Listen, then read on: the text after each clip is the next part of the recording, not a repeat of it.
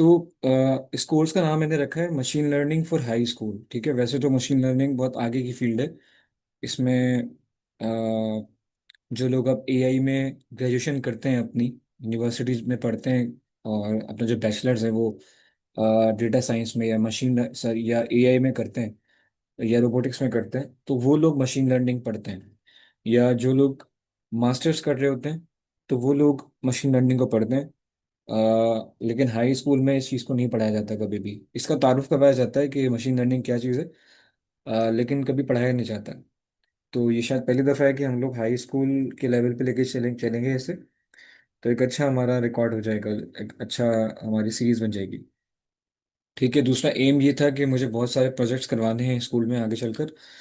तो अगर ये हमारे पास एक टीम होगी ऐसी जिसने सब चीज़ें सीखी भी होंगी, तो हम वो सब चीज़ें कर पाएंगे। ठीक है, कल आपको पता चल, आज हम पूरा समझेंगे मशीन लर्निंग क्या है, और कल की क्लास में फिर हम लोग समझेंगे कि इसकी एप्लीकेशंस क्या हैं। तो आपको पता चलेगा कि हम इससे कितनी सारी चीज़ें कर सकते हैं और कितने कमाल की चीज़ें कर सकते हैं। ठीक है। तो शुरू करते हैं। पहले तो मशीन लर्निंग को जब सुनते हैं हम लोग, तो हमारे जहन में ये आता है कि आ, जो मशीन्स हैं, हम शायद मशीन को सिखा रहे हैं। ये बात सही भी है, लेकिन हमारे जहन में जो मशीन का लफ्ज़ सुन के जो इमेज बनती है, यहाँ वो इमेज थोड़ी सी चेंज है बस। ठीक है, तो देखते हैं कि क्या इसका क्या मतलब है। तो मशीन लर्निंग की सिंपल सी डेफिनेशन ये है कि machine learning is a way for computers to learn pattern from data instead of being explicitly programmed. अब इसका मतलब क्या है इस लाइन का, इस पूरी डेफिनेशन का? इसमें पांच छह टर्म्स यूज हुई हैं, देखो। पहली टर्म यूज हुई है मशीन्स की, दूसरी टर्म यूज हुई है कंप्यूटर्स, तीसरी टर्म यूज हुई है यहाँ पर पैटर्न्स, चौथी यूज हुई है डेटा। ठीक है, और पांचवी टर्म यहाँ पर यूज हुई है प्रोग्राम्ड। सही है। तो अब हमें क्या करना है, हमें पहले हमें अगर समझना है कि मशीन लर्निंग क्या है, तो ये ज़रूरी है कि पहले हम ये समझें कि ये पांच टर्म्स का क्या मतलब है। सही है। मैं एक मिनट माइक ये दूसरा वाला भी करीब कर लूँ ताकि आवाज़ और क्लियर हो जाएगी फिर। अच्छा, तो हम क्या करते हैं, पहले वन बाय वन ये जो पांच टर्म्स यूज हुई हैं, टर्मिनोलॉजीज यूज हुई हैं इस डेफिनेशन के अंदर, हम उसको समझ लेते हैं। तो फिर हमें इस डेफिनेशन को भी, हमारी ये डेफिनेशन भी क्लियर हो जाएगी हमें कि इसका क्या मतलब है। वो टर्म्स हैं, पहले मशीन्स, फिर कंप्यूटर, प्रोग्राम, डेटा, पैटर्न्स, और लास्ट में मशीन लर्निंग। ठीक है, तो मशीन्स से स्टार्ट करते हैं। अब मशीन्स क्या होती हैं, मैं वो खोलूँ। ओके। तो पहली चीज़ है मशीन्स। तो मशीन्स देखो क्या होती है कि हर वो चीज़, ये आपने बहुत बचपन में जब आप 8 क्लास में होगे या 7 क्लास में होगे तो आपने डेफिनेशन पढ़ी होगी कि दुनिया में हर वो चीज़ जो हमारे काम में आसानी पैदा करती है, हम उस चीज़ को मशीन कहते हैं। ठीक है। और इस मशीन्स की सिंपलेस्ट टाइप क्या हो सकती है कि आपके पास एक रॉड है इस तरह की, ये रॉड भी एक मशीन है। ये रॉड एक मशीन क्यों है? क्योंकि हम इस रॉड को यूज कर सकते हैं as a lever to push, और क्या कहेंगे, टू टू पुश कह लें, या टू ड्रैग हैवी लोड। ठीक है, कोई भारी सी चीज़ है उसको मूव करना है या उसको उठाना है, तो उसके लिए हम इस रॉड को इस्तेमाल कर सकते हैं। और जब हम ऐसा करेंगे तो इसे हम लोग कहते हैं लिवर। वो कैसे किया जाता है, सपोज करो आपके पास एक इस तरह का लोड है, बड़ा सा, और उस लोड को आपको मूव करना है, ड्रैग करना है। तो एक तरीका तो ये है कि आप यहाँ खड़े हुए हो और आप इसको जो है वो पुश करो। ठीक है, और पुश करके आप इसे आगे की तरफ मूव करो ऐसे।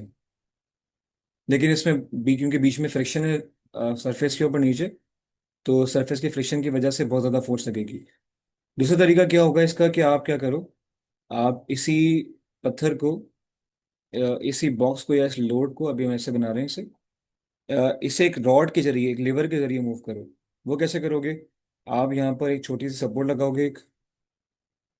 ठीक है, रॉड को यहाँ फंसाओगे ऐसे, और खुद खड़े हो जाओगे यहाँ पर।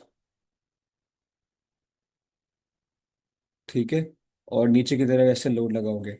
तो क्या होगा, जो आपकी फोर्स है इस फिल्कन की वजह से इस पर रोटेट होगी, और इस लोड को आप ऊपर की तरफ या इस तरह से उठा के मूव कर पाओगे। ये ऐसे नीचे की तरफ घूम घूम के आगे मूव करेगा। ठीक है। तो एक सिंपल सी रॉड को भी आप एक मशीन के तौर पे इस्तेमाल कर सकते हो। ये दुनिया की सिंपलेस्ट मशीन है लीवर। ठीक है, इसे लीवर कहा जाता है। उसके बाद एक और एग्जांपल बहुत सिंपल सी मशीन्स की है, पुली। मैंने आपको इसकी एग्जांपल दी थी पहले भी। मेरा पेन का चले गया यहाँ से।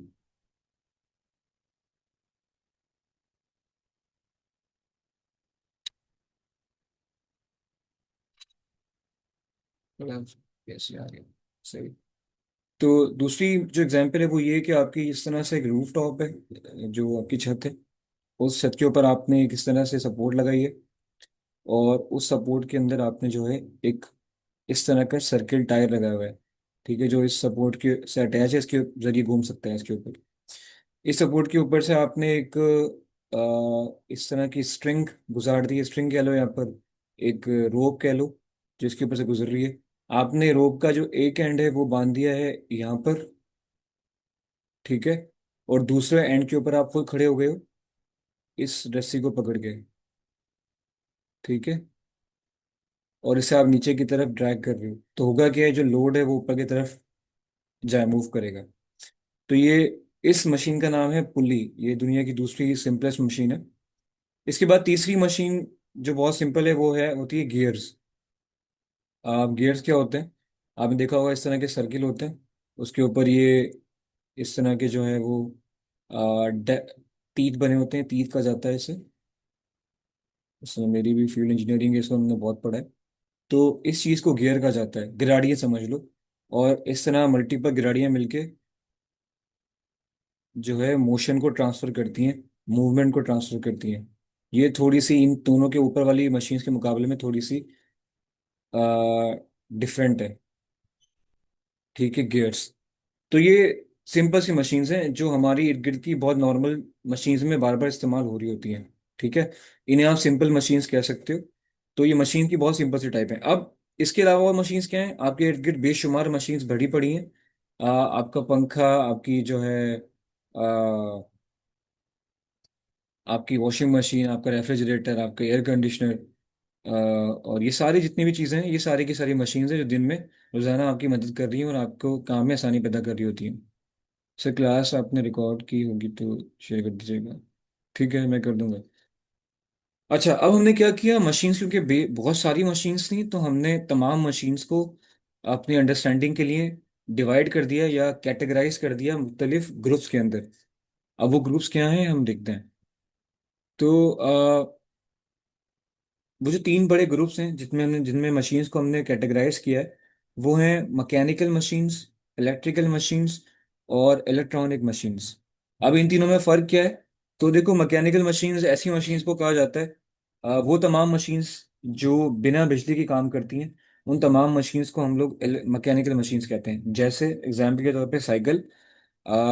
इसमें आपको पेंडल मारने पड़ते हैं, आप फोर्स लगाते हो और आपकी साइकिल मूव करती है। ये मैकेनिकल मशीन है, इसमें बिजली कहीं भी इस्तेमाल नहीं हो रही है। इसके अलावा जो आपकी स्विंग मशीन है, सिलाई मशीन है, वो भी एक इलेक्ट्रिकल मशीन, सॉरी, एक मैकेनिकल मशीन है। ठीक है। इसके अलावा आपने एक ग्रास कटर देखा होगा जिससे घास नॉर्मली काटी जाती है। उसमें जो टायर है, जब वो टायर वो मूव घूमते हैं तो आगे ब्लेड लगे होते हैं, वो ब्लेड भी घूमते हैं जो भी घास को काटते जाते हैं। बस आपको मूव करना है उस मशीन को, और वो ग्रास को कट करते जाएगा। तो ऐसी तमाम मशीन जिसमें गिराड़ियाँ लगी हुई हैं या लेवर लगा हुआ है या पुली लगी हुई है, और उनके ज़रिए से वो मशीन काम कर रही है और उसमें कोई बिजली इस्तेमाल नहीं हो रही है, उसको मैकेनिकल मशीन कह रहे हैं। दूसरी टाइप जो है मशीन्स की, वो है इलेक्ट्रिकल मशीन्स। अब ये इलेक्ट्रिकल मशीन्स क्या होती हैं? ऐसी तमाम मशीन्स जो बिजली पे चलती हैं, उन सब मशीन्स को आप लोग इलेक्ट्रिकल मशीन्स कहते हो। ठीक है, जैसे आपका फैन हो गया, आपका फ्रिज हो गया, आपकी पानी की मोटर हो गई। ये सारी की सारी इलेक्ट्रिकल मशीन्स हैं। अब लास्ट में आती हैं इलेक्ट्रॉनिक मशीन्स। अब ये क्या चीज़ है? इलेक्ट्रॉनिक मशीन्स भी ऐसी मशीन्स हैं जो बिजली पे चलती हैं, लेकिन इनमें और इलेक्ट्रिकल मशीन्स में एक छोटा सा फर्क है। वो छोटा सा फर्क ये है कि जितनी भी इलेक्ट्रॉनिक मशीन्स हैं, आ, उनमें एक छोटा सा सर्किट लगा हुआ होता है जो कि उस पूरी इलेक्ट्रॉनिक मशीन को कंट्रोल करता है। ठीक है, इसीलिए हम उस मशीन्स को इलेक्ट्रॉनिक मशीन कहते हैं। ठीक है। तो इलेक्ट्रिकल इलेक्ट्रॉनिक मशीन्स दोनों सेम है। इलेक्ट्रिकल मशीन ऐसी मशीन्स हैं जो बिजली पे चलती हैं, लेकिन उनके अंदर कोई सर्किट नहीं लगा हुआ। वो डायरेक्टली आपने कनेक्ट किया होता है उसको पावर सप्लाई के साथ। इलेक्ट्रॉनिक मशीन ऐसी मशीन्स हैं जो बिजली पर चलती हैं, लेकिन बिजली के और मशीन के बीच में एक सर्किट लगा हुआ होता है जो बिजली को कंट्रोल करके आपकी मशीन को कंट्रोल करता है। ठीक है। इसकी एग्जांपल्स क्या हैं इलेक्ट्रॉनिक मशीन्स की?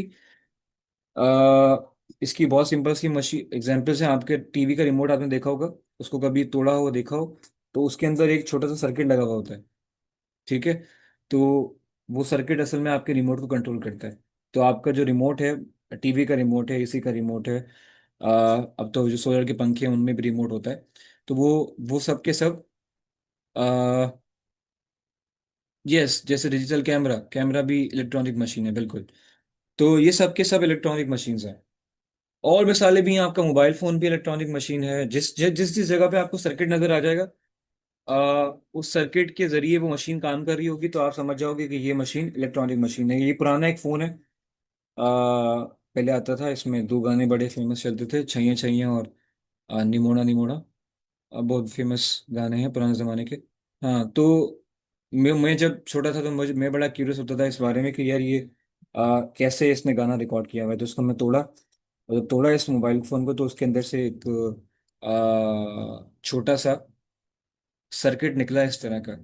ठीक है। जब मुझे पता चला कि इस सर्किट के अंदर असल में ये सारी जो आवाज़ है वो स्टोर हुई भी है। ठीक है। तो ये जो सर्किट है असल में, इस सर्किट की वजह से ये जो फोन था छोटा सा टॉय, ये एक इलेक्ट्रॉनिक मशीन था। इसके अलावा अच्छी मिसालें दी आइजा ने कि अब ये आइजा हैं, पता नहीं फबीहा हैं, कि आपका रेडियो है, आपका कैमरा है, डिजिटल कैमरा जो होता है, ये कैलकुलेटर है, ठीक है, चार्जर, रिमोट, ये सारी की सारी जो हैं इलेक्ट्रॉनिक मशीन है। सही है। अब सवाल ये कि हम ये इलेक्ट्रॉनिक मशीन्स पढ़ क्यों रहे हैं? हमें मशीन तो समझ आ गया था कि काम में आसानी पैदा करती है, पर इलेक्ट्रॉनिक मशीन के बारे में हमने क्यों पढ़ा? उसकी वजह ये है कि अब हम पढ़ते हैं, हमारा पहला टॉपिक था मशीन्स का, दूसरा है कंप्यूटर्स का। अब आते हैं कंप्यूटर्स के ऊपर। तो देखो, कंप्यूटर को जब हम पढ़ते हैं, कंप्यूटर की डेफिनेशन जब पढ़ते हैं, तो वो डेफिनेशन है computer is an electronic programmable machine. तो यहाँ पर जो वर्ड यूज हो रहा है वो हो रहा है कंप्यूटर एक इलेक्ट्रॉनिक मशीन है। ठीक है। अब सवाल ये आता है कि कंप्यूटर इलेक्ट्रॉनिक मशीन क्यों है? तो अगर आपने मेरी पुरानी पिछली पीछे वाली बात सुनी है, तो आपको पता चल जाएगा कि कंप्यूटर इलेक्ट्रॉनिक मशीन इसलिए है क्योंकि इसके अंदर एक सर्किट लगा हुआ है। ठीक है। कंप्यूटर इस कैटेगरी में आती है, और उसकी वजह ये है कि कंप्यूटर के अंदर एक यहाँ पर सर्किट लगा हुआ होता है। उस सर्किट को हम लोग कहते हैं मदरबोर्ड। ठीक है। इसलिए कंप्यूटर एक इलेक्ट्रॉनिक मशीन है। सही है। उसके बाद अगली बात उसमें लिखी हुई है कि कंप्यूटर एक इलेक्ट्रॉनिक मशीन तो है, लेकिन साथ में कंप्यूटर एक प्रोग्रामेबल मशीन भी है। ठीक है। अब सवाल ये आता है कि ये प्रोग्रामेबल मशीन का क्या मतलब है? सही है। तो अब हम इसे समझते हैं। आ, देखो, यहाँ बीच में कोई कन्फ्यूजन अगर है तो मुझसे पूछ लो। पहले हमने शुरुआत की मशीन से कि मशीन्स क्या होती हैं। हर वो चीज़ जो हमारे काम में आसानी पैदा करे हम उसे मशीन कहते हैं। उसकी सिंपल एग्जांपल हमने देखी, लिवर, पुल्ली और गियर्स। ठीक है। लीवर, पुल्ली और गियर्स। उसके बाद हमने देखा कि मशीन्स को हमने डिवाइड कर दिया डिफरेंट कैटेगरीज के अंदर, mechanical machines, electrical machines, electronic machines. Mechanical machine क्या होती हैं उसकी एग्जांपल्स देखी, इलेक्ट्रिकल मशीन्स क्या होती हैं उसकी एग्जांपल डिस्कस की, और हमने आखिर में डिस्कस किया कि इलेक्ट्रॉनिक मशीन्स क्या होती हैं। फिर हमने देखा कि इलेक्ट्रिकल मशीन्स में इलेक्ट्रॉनिक मशीन्स में क्या डिफरेंस है। ठीक है। ये समझने के बाद हम लोग आगे, और हमने ये भी देखा कि कंप्यूटर जो है वो इलेक्ट्रॉनिक मशीन है। अब हम पढ़ रहे हैं कंप्यूटर को, लेकिन कंप्यूटर को पढ़ते वक्त हमें ये बात समझ तो आ गई कि कंप्यूटर एक मशीन है और एक इलेक्ट्रॉनिक मशीन है। लेकिन ये समझ नहीं आया कि वो एक प्रोग्रामेबल मशीन कैसे है। ये प्रोग्रामेबल का मतलब क्या है, तो हम इसको समझने लगे हैं। इसमें कोई सवाल है तो पूछ लो। स्टेबलाइजर, स्मार्ट वॉच, हाँ, ये सारे की सारी इलेक्ट्रॉनिक मशीन हैं। स्टेबलाइजर भी इलेक्ट्रॉनिक मशीन है, बिल्कुल। कमांड, ये क्या वर्ड है? कमांड तो मैं हमने पढ़ा ही नहीं इसमें भी। कोई सवाल नहीं है, ठीक है। अलीना, आपका वर्ड में समझ नहीं आया सवाल। कमांड क्या पूछना चाह रही हो आप?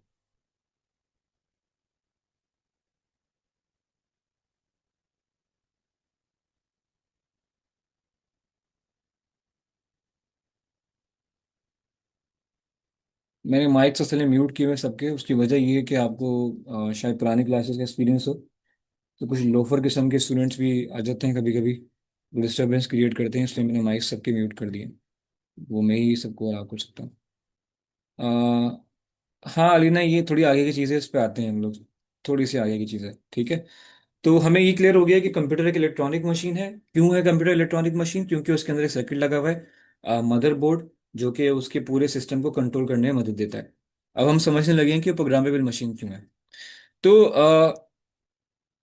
प्रोग्रामेबल मशीन्स, अब दुनिया में हमने ये तो देख लिया कि इलेक्ट्रिकल मशीन्स हैं, मैकेनिकल हैं, इलेक्ट्रॉनिक मशीन्स हैं, लेकिन हम मशीन्स को दो और कैटेगरी में डिवाइड कर सकते हो। और वो कैटेगरी होगी नॉन प्रोग्रामेबल। ये बोर्ड अच्छा है बहुत, लेकिन ये स्लो बहुत है। नॉन प्रोग्रामेबल और दूसरी होती हैं प्रोग्रामेबल मशीन्स। चलो ये बस समझ जाओगे आपको भी, ठीक है। ठीक है। अब मशीन्स की दो और टाइप हैं। एक टाइप है नॉन प्रोग्रामेबल और दूसरी है प्रोग्रामेबल। अब इन दोनों में फर्क क्या है? देखो फर्क क्या होता है। जब भी मशीन्स बनाई जाती हैं, तो उन मशीन्स को अ, अगर हम लोग पहले ही ये तय कर लें कि इस मशीन का को क्या काम करना है, और हम उस मशीन को ऐसे डिजाइन करें कि वो मशीन सिर्फ एक स्पेसिफिक काम कर सके, तो उसे हम लोग कहते हैं नॉन प्रोग्रामेबल मशीन। जैसे आपकी जो स्विंग मशीन है, ठीक है, मैं अभी ऐसी रफली बना रहा हूँ। ये आपकी जो स्विंग मशीन है, ठीक है, इसे डिजाइन किया गया है कपड़े सीने के लिए, तो अब ये सिर्फ कपड़े ही सी सकती है, ठीक है। इससे आप जो है वो बुनाई नहीं कर सकते, ठीक है। इसके अलावा सिलाई में ही, इसमें कपड़े एम्ब्रॉयडरी की काम, इसमें टेक्सटाइल के काम के अंदर ही एक और मशीन आती है जो बिल्कुल सिलाई मशीन, स्विंग मशीन की तरह ही होती है, लेकिन वो स्पेसिफिकली डिजाइन की जाती है फॉर एम्ब्रॉयडरी, मतलब डिजाइन बनाने के लिए। कई दफा पेपर आप देखोगे कि जो कपड़े होते हैं उन पे फ्लावर के धागों के जरिए डिजाइन बनाया गया होता है, फूल बने हुए होते हैं, या बहुत सारे अलग अलग किस्म के डिजाइन होते हैं, ठीक है। तो वो मशीन डिजाइन ही इसलिए की जाती है कि वो सिर्फ एम्ब्रॉयडरी का काम कर सके। तो वो मशीन सिलाई नहीं कर सकती, वो सिर्फ एम्ब्रॉयडरी ही कर सकती है, ठीक है। ऐसे ये जो मशीन है, ये सिर्फ सिलाई ही कर सकती है, स्विंग कर सकती है, आपके कपड़े सी सकती है, ठीक है। इस तरह जो पंखा है, उस पंखे को डिजाइन ऐसे किया गया है कि वो सिर्फ हवा दे सकता है आपको, ठीक है। वो कोई और काम नहीं कर सकता। बनाता जा रहा हूँ उधर थोड़ा सा, ताकि विजुलाइजेशन विजुलाइजेशन हो सके थोड़ी सी।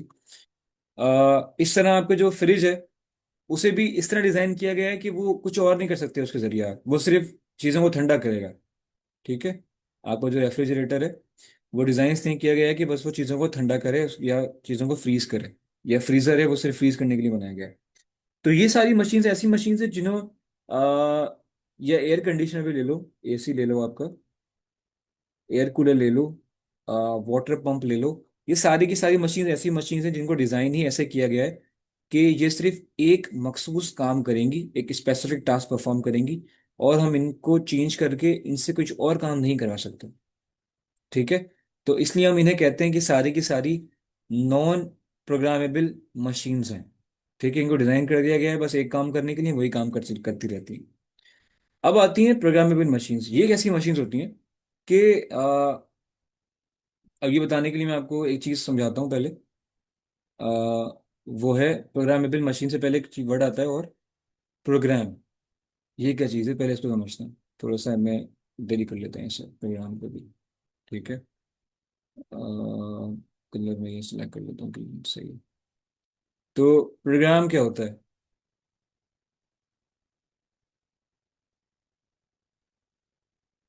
प्रोग्राम कर लो, ठीक है। अब देखो, कंप्यूटर साइंस में क्या होता है कि आप दुनिया में कोई भी काम करो, कंप्यूटर साइंस में जब आप किसी भी काम को देखोगे तो वो काम आपके लिए एक प्रॉब्लम होता है, ठीक है।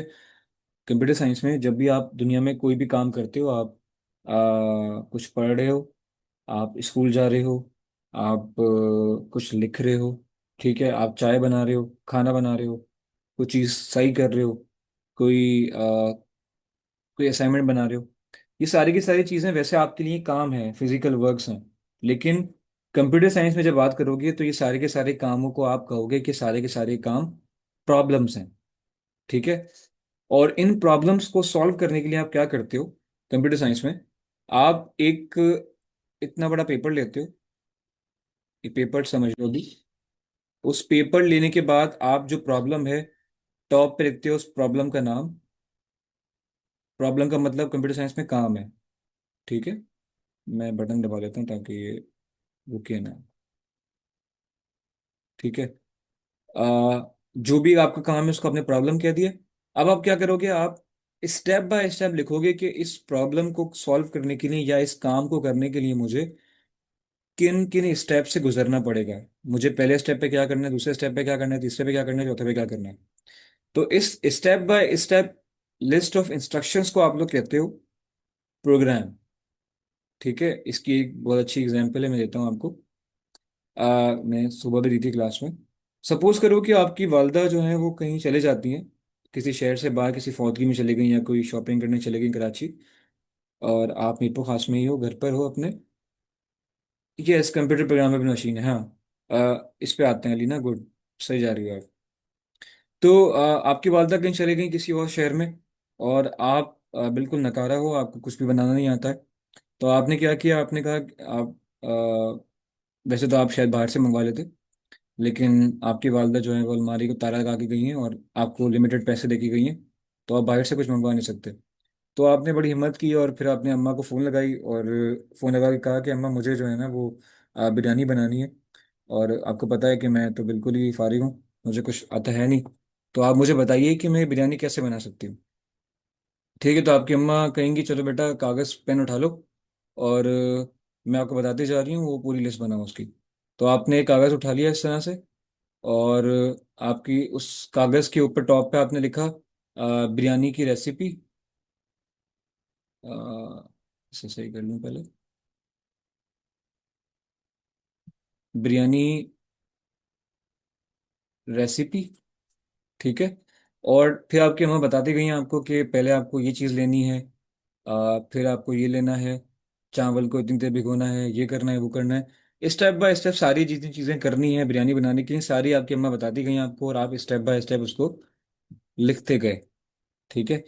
जब आपकी अम्मा ने पूरी लिस्ट बता दी, बना दी, आपको बनवा दी, तो आपके पास आपकी कंप्लीट लिस्ट आ गई है रेसिपी की, कि आपको ना सिर्फ रेसिपी बल्कि आपके पास स्टेप भी लिखे हुए हैं इसमें कि कौन सी चीज़ें चाहिए और कौन सी चीज़ कब डालनी है।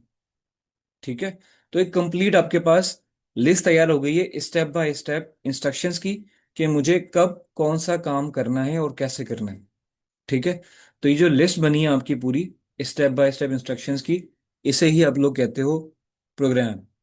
ठीक है। अब आपको करना क्या है? सिंपल, आप भले ही कितने इंटेलिजेंट हो, आपने बस इस लिस्ट को पढ़ना है और इस लिस्ट को ब्लाइंडली फॉलो करना है। ठीक है। और आपके सामने आप जो है बिरयानी रेडी हो जाएगी आपकी। ठीक है। क्लियर हुआ कि प्रोग्राम क्या है? अगर क्लियर है प्रोग्राम तो बताओ मुझे, क्योंकि ये थोड़ा सा टॉपिक भी वैसे मैट्रिक क्लास की कंप्यूटर साइंस का है ये, लेकिन मैंने कोशिश की है मैं आपको ब्रीफली समझा दूं इसे। अगर फेल हो गई तो अब ये फिर देखो, फेल नहीं होगी। अगर आपकी वालदा ने गलती की होगी ना तब तो फेल हो जाएगी। अगर वालदा ने गलती नहीं की, आपने, आपकी वालदा ने बिल्कुल सही इंस्ट्रक्शंस बताई हैं आपको, तब गलती नहीं होगी, कि कोई एरर नहीं आएगा। सही है? सबको क्लियर है?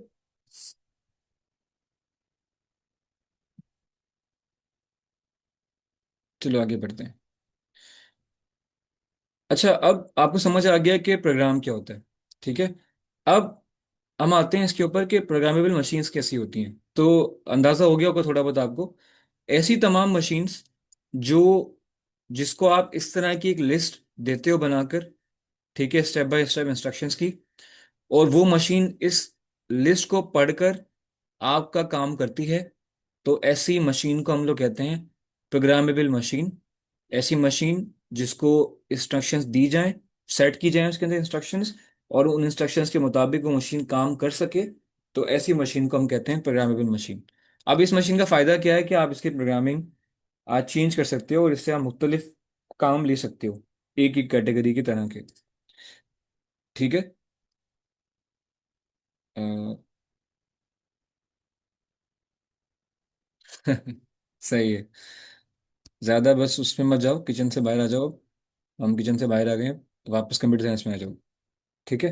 तो अब प्रोग्रामेबल मशीन ऐसी तमाम मशीन हैं जो इस जिसको हम इस तरह का एक प्रोग्राम देते हैं, step by step list of instructions देते हैं, वो मशीन उस step by step list of instructions को पढ़ती है या उसके मुताबिक अपने सारे काम करती है, और हमें जो भी काम करवाना होता है हम उससे करवाते हैं। इसकी इसकी बहुत सिंपलेस्ट एग्जांपल है आपका कैलकुलेटर। ठीक है, कैलकुलेटर भी एक प्रोग्रामेबल मशीन है।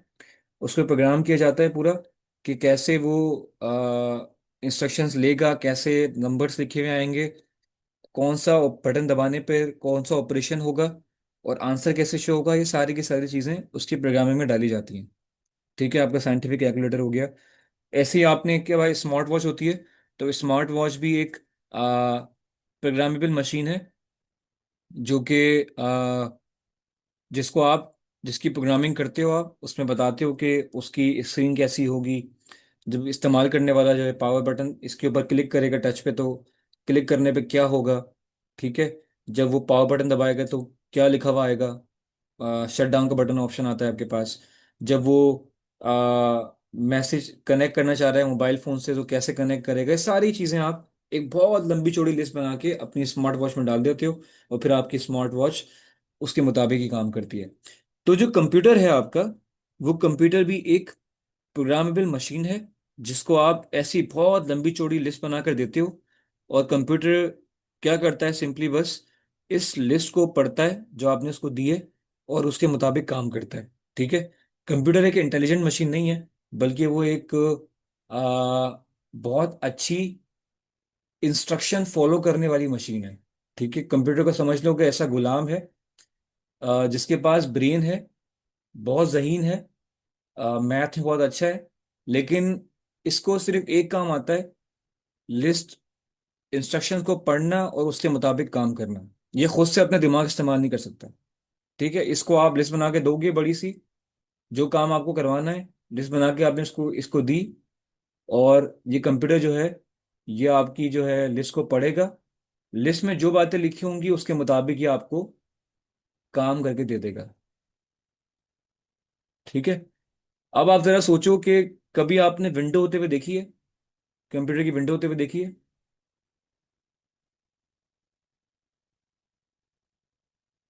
लैपटॉप में power point, chat GPT, AI, Google, Meta है, ये सब हाँ, ये सारे के सारे प्रोग्राम्स हैं। ये सब के सब प्रोग्राम्स हैं। कभी आपने कंप्यूटर में विंडो होते हुए देखी हो, तो कंप्यूटर में जो विंडो है वो एक बहुत लंबी लिस्ट ऑफ इंस्ट्रक्शन है, या एक बहुत लंबा प्रोग्राम है जो हमने कंप्यूटर को दिया हुआ है, जो कंप्यूटर को बताता है कि कैसे उसको अपने सारे पार्ट्स को इस्तेमाल करना है, कैसे उसको काम करना है, कैसे सॉफ्टवेयर इंस्टॉल करने हैं, कैसे स्क्रीन दिखानी है, कौन से बटन दबाने पे क्या खोलना है, ये सारी की सारी चीज़ें, डेटा को कहाँ स्टोर करना है, ये सारी की सारी चीज़ें आ, विंडो में लिखी होती हैं। तो विंडो एक बहुत बड़ा इस तरह का प्रोग्राम है जो आपने कंप्यूटर को दिया हुआ है, और अब वो कंप्यूटर को बताता है, कंप्यूटर उसको पढ़ता है, उसके मुताबिक ही काम करता है। जैसे आप पावर बटन दबाते हो, कंप्यूटर उस लिस्ट को निकालता है, विंडो की नाम की लिस्ट को, देखता है कि इसमें पावर बटन का क्या, बटन दबाने का क्या मतलब है, तो समझ आता है इसका मतलब, इसमें लिखा होता है कि इसका मतलब है कंप्यूटर के सारे पार्ट्स को ऑन कर दो। ठीक है, बूटिंग कर लो, कंप्यूटर की बूटिंग कहा जाता है इसको। सारे पार्ट्स को कंप्यूटर चेक करता है कि वो ऑन है, ऑफ है, सही काम कर रहे हैं, नहीं कर रहे हैं, और फिर कंप्यूटर के सब पूरे कंप्यूटर को ऑन कर देता है। ठीक है। तो विंडो में अगर आपने जो इंस्ट्रक्शन दी है वो लिखी हुई है तो ये इसको पढ़ेगा। सपोज करो आपने इसको कोई ऐसा काम दे दिया जो इसकी इस विंडो की इंस्ट्रक्शन में नहीं लिखा हुआ था, तो ये एरर शो कर देगा कि ये मुझे नहीं पता कि कैसे करना है, मेरी इंस्ट्रक्शन के अंदर है ही नहीं है। तो आप इसलिए मुझे पहले बताओ कि क्या करना है मुझे, फिर मैं वो काम करूंगा। ठीक है। तो कंप्यूटर एक प्रोग्रामेबल मशीन है क्योंकि ये इसको हम लोग एक लिस्ट देते हैं बना के, एक प्रोग्राम देते हैं, और उस प्रोग्राम को पढ़ के ये अपने सारे काम करता है। अब क्लियर हो गया आपको ये बात। प्रिंटर जो है ना वो प्रोग्रामेबल मशीन नहीं है। प्रिंटर जो है वो एक इलेक्ट्रॉनिक मशीन है। उसको बस उसका ये काम है कि कंप्यूटर से कनेक्ट करो, और कंप्यूटर फिर उसे कोई पेपर, अ, एक पिक्चर इमेज भेजेगा। उस इमेज को ब्लैक एंड वाइट फॉर्म में कागज के ऊपर प्रिंट कर दो। उसका बस ये काम है। ठीक है। तो अब हमने हमने शुरू किया था इस डेफिनेशन से कि कंप्यूटर एक इलेक्ट्रॉनिक मशीन, हमें पता है कंप्यूटर इलेक्ट्रॉनिक मशीन क्यों है। फिर सेकंड लाइन थी कि कंप्यूटर एक प्रोग्रामेबल मशीन है। तो हमने ये भी समझ लिया कि कंप्यूटर एक प्रोग्रामेबल मशीन कैसे है। सही है। तो इसकी फर्स्ट लाइन कंप्यूटर हो गई, computer is an electronic programmable machine. अब अगली लाइन यहाँ पर लिखी हुई है, which process raw data input into output information. जो प्रोसेस करता है रॉ डेटा या इनपुट को इनटू आउटपुट इंफॉर्मेशन, ये क्या चीज़ है, इसको समझते हैं थोड़ा सा। अब ये आ गया स्टेप कि कंप्यूटर काम कैसे करता है। आपने कंप्यूटर को ये तो ये बता दिया कि काम कैसे करना है, लेकिन अब कंप्यूटर काम कैसे करेगा, ठीक है, वो हमें देखना है। तो देखो कंप्यूटर का जो आर्किटेक्चर है, या आर्किटेक्चर का वर्ड का मतलब ये होता है कि किसी भी चीज़ को बनाया कैसे गया, डिज़ाइन कैसे किया गया है। ठीक है। तो कंप्यूटर जो मशीन है, इसका जो आर्किटेक्चर है वो इंस्पायर्ड है इंसानों से। जिस तरह इंसान की बॉडी और उसके सारे पार्ट्स काम करते हैं, जैसे अल्लाह ने इंसान को डिजाइन डिजाइन किया है, वैसे ही इंसानों ने कंप्यूटर को डिजाइन किया है। अब इंसान की बॉडी कैसे काम करती है? आ, इंसानों के पास जो है वो पांच, क्या कहेंगे, सेंसरी ऑर्गन्स हैं। ठीक है। ऐसे ऑर्गन्स हैं जिसके जरिए इंसान अपनी बाहर की दुनिया को समझता है, उसके इर्द गिर्द की चीज़ों को जानता है कि उसके इर्द गिर्द क्या हो रहा है।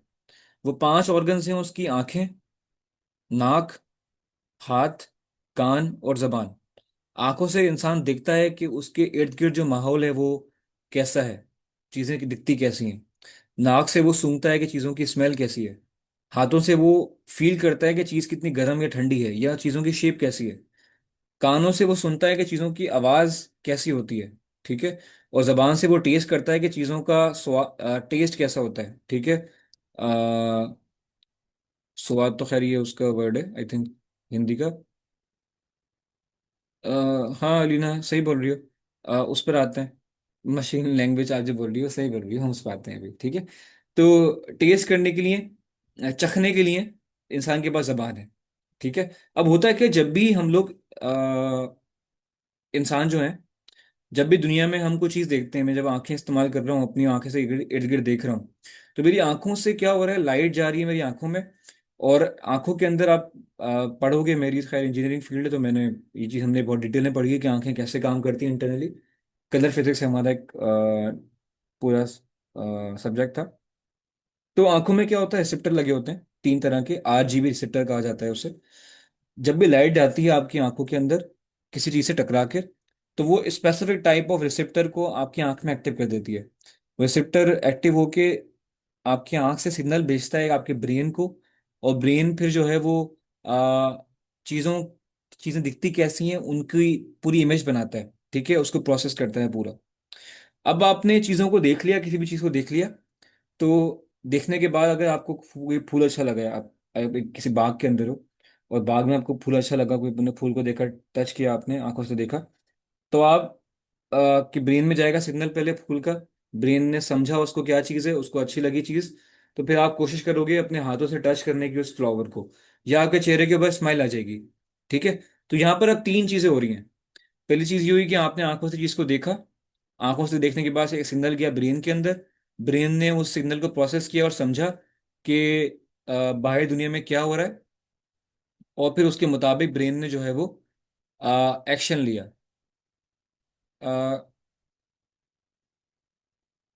यस, कलर्स, चलो मैं पढ़ा दूंगा कभी आपको, ये चीज़ भी बड़ी इंटरेस्टिंग चीज़ है आंखों के अंदर।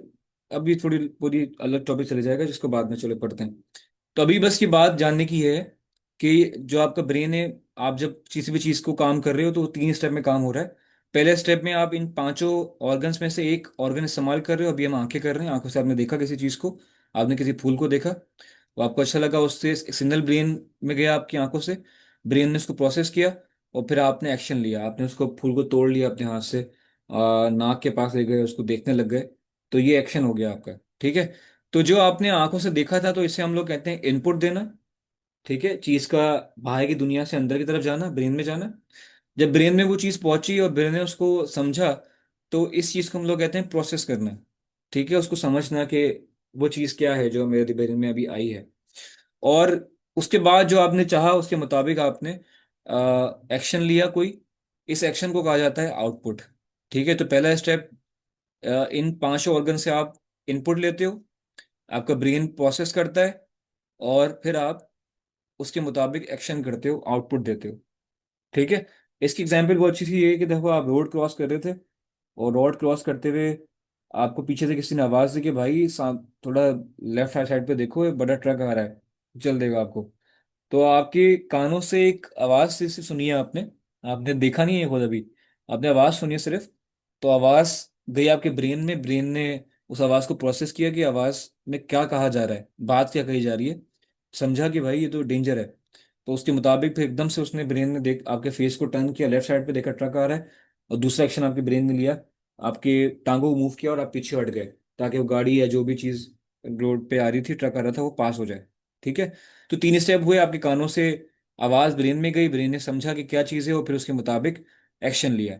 जब कान से आवाज अंदर गई थी तो ये इनपुट था, जब ब्रेन ने उसको समझा तो ये प्रोसेसिंग था, और जब ब्रेन ने उसके मुताबिक एक्शन लिया तो ये आउटपुट था। इसकी एक और एग्जांपल ये कि छोटा बच्चा है, उसे कुछ नहीं पता कि आग क्या होती है, वो गया, उसने जाके आग में हाथ डाल दिया, उससे चमकती नजर आई चीज तो उसने आग में हाथ डाल दिया। इंसानों की आदत है, वो चमकती चीज की तरफ भागते हैं। तो छोटे बच्चे ने आग में हाथ डाला, तो शुरू में तो उसे पता नहीं चला, थोड़ी एक सेकंड के बाद या कुछ हाफ माइक्रो मिनी सेकंड के अंदर उसे, उसके हाथों पे जलन महसूस हुई, सिग्नल गया ब्रेन के अंदर। तो ब्रेन ने कहा ये तो जला रहा है, उसे हालांकि पता नहीं है कि वो आग क्या है, लेकिन उसे तकलीफ महसूस हुई, तो उसने अचानक से एक्शन लिया और उसके हाथ को पीछे हटाया। और जब हम इन पांचों इनपुट या सेंसरी ऑर्गन्स को यूज करते हैं, तो इन सेंसर्स में से एक सिग्नल जनरेट होता है जो हमारे ब्रेन तक जाता है, और ब्रेन उस इस सिग्नल को इस्तेमाल करके समझता है कि बाहर क्या हो रहा है। ठीक है, और समझने के बाद फिर ब्रेन हम जो भी करना चाहते हैं उसके मुताबिक एक्शन लेता है। एक्शन लेने के लिए हमारा जो बॉडी है, वो या तो हमारा फेस इस्तेमाल करती है, तो फेस के जरिए हम एक्सप्रेशंस के जरिए एक्शन लेते हैं, इजहार करते हैं अपनी अपनी फीलिंग्स का, या हम अपने हाथ पांव को इस्तेमाल करके एक्शन लेते हैं, या फिर हम लोग जो है वो बोलते हैं, बोल कर एक्शन लेते हैं। तो ये तीन तरीके हैं जिसके जरिए से हम एक्शन लेते हैं।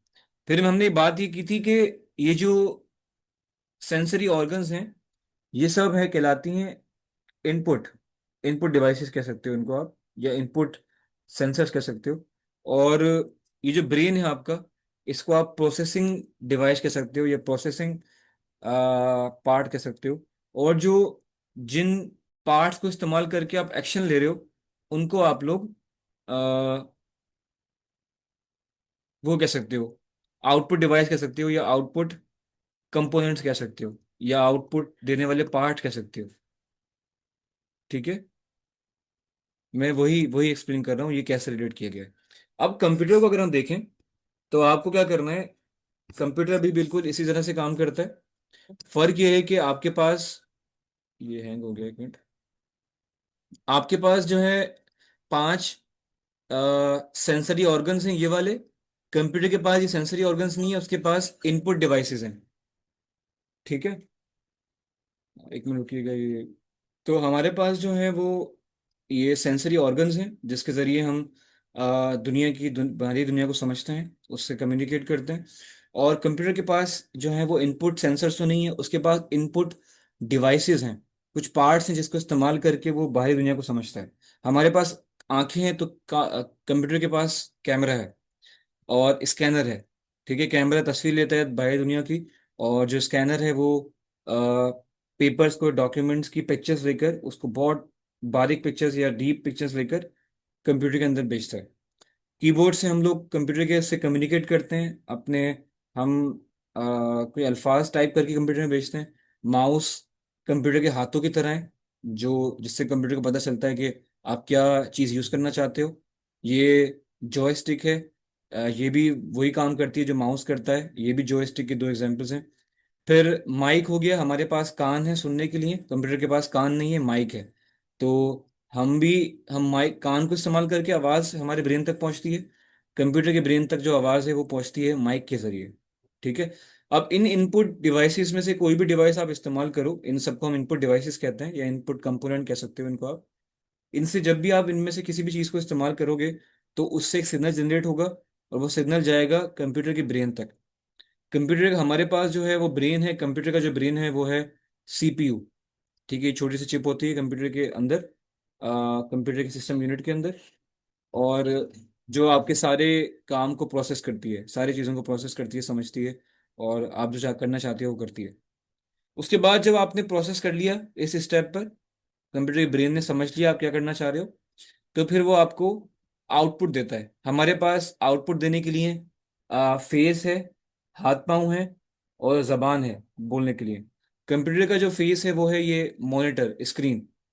कंप्यूटर अगर हमें डॉक्यूमेंट देना चाहता है कोई, तो हम हाथ से लिखते हैं पेपर पे, ये हाथ से लिख नहीं सकता, तो ये हमें प्रिंट करके देता है। तो प्रिंटर भी इसकी एक आउटपुट डिवाइस है। हमारे पास जबान है बोलने के लिए, तो कंप्यूटर के पास स्पीकर हैं अपनी बात सुनाने के लिए।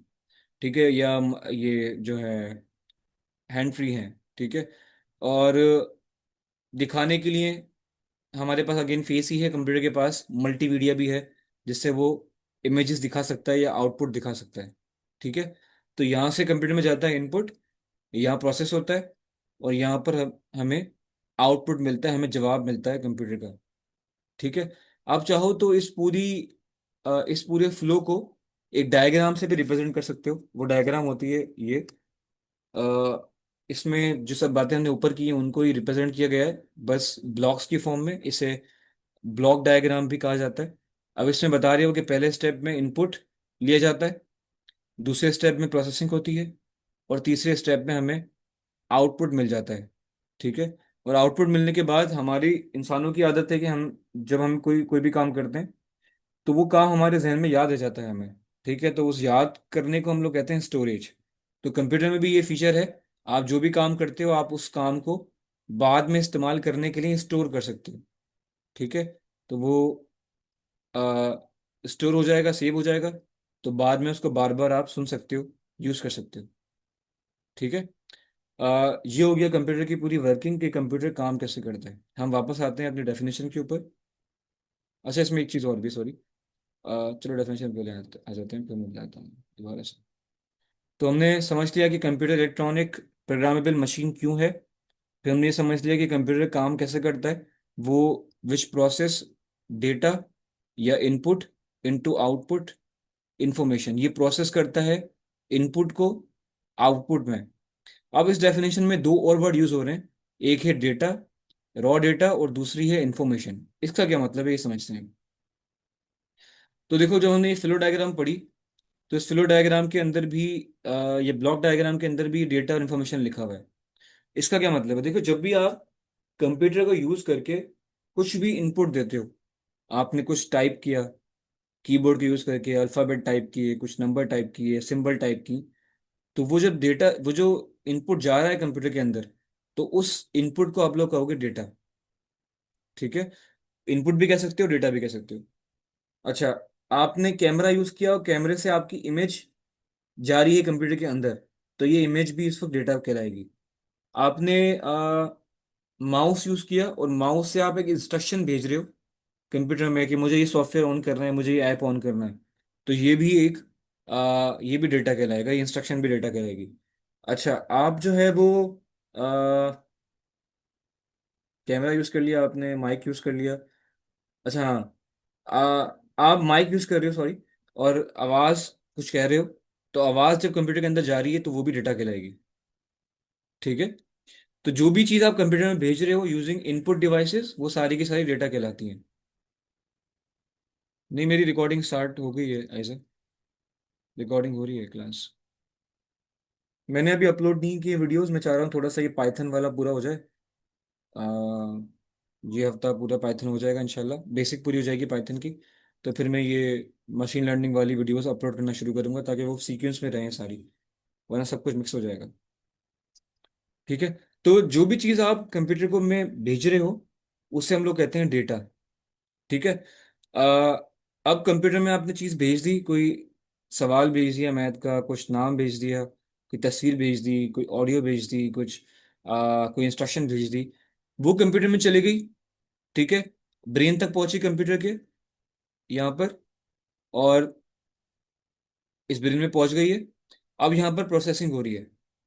ठीक है, प्रोसेसिंग होने के बाद जब कंप्यूटर आपको इन डिवाइसेस को इस्तेमाल करके आउटपुट देगा, तो उस आउटपुट को आप लोग कहते हो इंफॉर्मेशन। के कंप्यूटर को आप डेटा इनपुट दे रहे हो, और जो चीज़ आपको मिल रही है आउटपुट में, उसे आप कह रहे हो इंफॉर्मेशन। ठीक है, समझ आ रही है बात, ये क्या हो रहा है?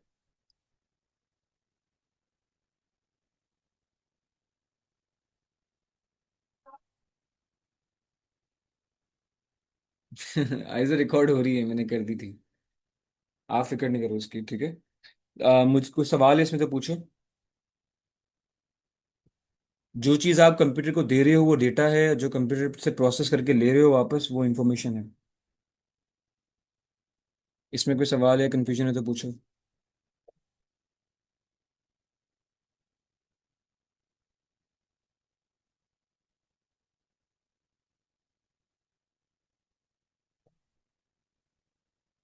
सवाल नहीं है, आगे बढ़े।